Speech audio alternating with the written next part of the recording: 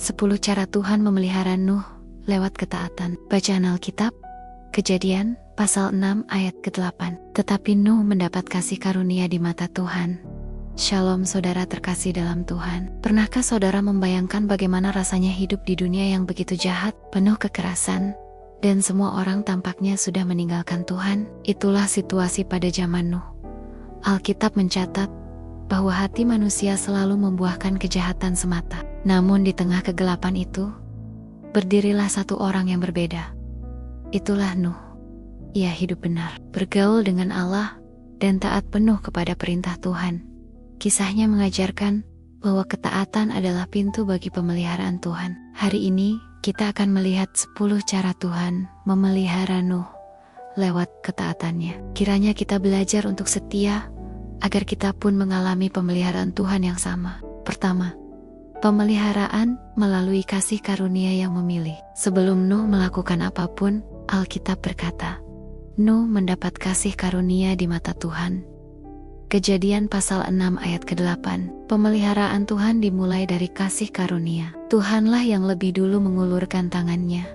Pineropen, kita dipelihara bukan karena kita hebat, tetapi karena Tuhan memilih mengasihi kita. Kedua, pemeliharaan melalui arahan yang jelas. Tuhan memberi instruksi detail tentang membangun bahtera, bahan, ukuran, bentuk, semuanya jelas. Kejadian pasal 6 ayat 14 sampai ayat 16. Itu bukan sekadar perintah teknis, melainkan rencana keselamatan.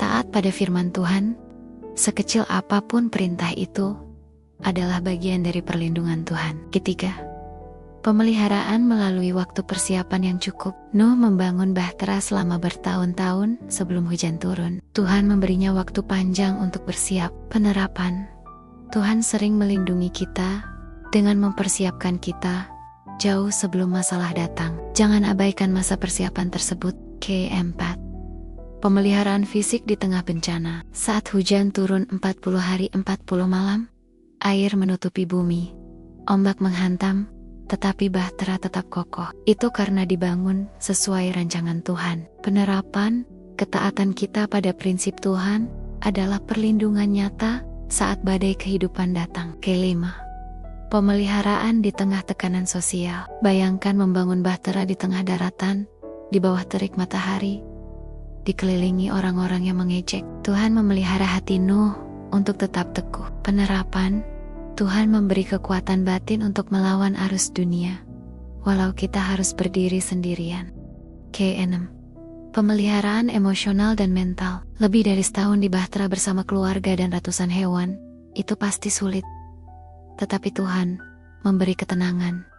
Penerapan, pemeliharaan Tuhan mencakup ketenangan hati dan kekuatan mental, bukan hanya fisik. Ketujuh, pemeliharaan rohani. Begitu keluar dari bahtera, Nuh langsung membangun mezbah dan mempersembahkan korban bakaran. Kejadian pasal 8 ayat ke-20. Tuhan memelihara imannya supaya fokusnya tetap kepadanya. Penerapan, pemeliharaan terbesar adalah ketika iman kita tetap hidup setelah badai berlalu. Ke-8, pemeliharaan keluarga. Ketaatan Nuh membawa keselamatan bagi istri, anak-anak, dan menantunya.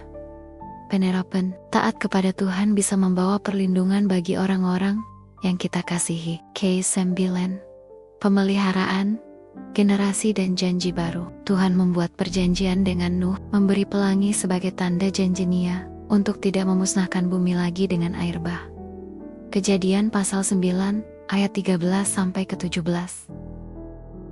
Pemeliharaan Tuhan mencakup masa depan dan generasi yang akan datang. Pemeliharaan melalui kesempatan memulai yang baru. Setelah air bah, Tuhan memberi Nuh tugas untuk memenuhi kembali bumi. Pemeliharaan bukan hanya menyelamatkan dari bencana, tetapi memberi tujuan baru. Ketika Tuhan menolong kita keluar dari masalah, itu berarti Dia juga menyiapkan misi baru. Saudaraku yang terkasih, Nuh selamat bukan karena kebetulan, tetapi karena ia taat. Tuhan memeliharanya dari awal hingga akhir. Fisik, mental, rohani, keluarga, dan generasinya. Kita pun dapat mengalami pemeliharaan Tuhan yang sama jika kita memilih untuk hidup taat. Sebab di balik setiap perintah Tuhan, ada rencana perlindungan yang sempurna. Mari kita membangun bahtera ketaatan dalam hidup kita, sehingga saat badai kehidupan datang, kita aman di dalam pemeliharaan Tuhan. Tuhan Yesus memberkati kita semua. Amin.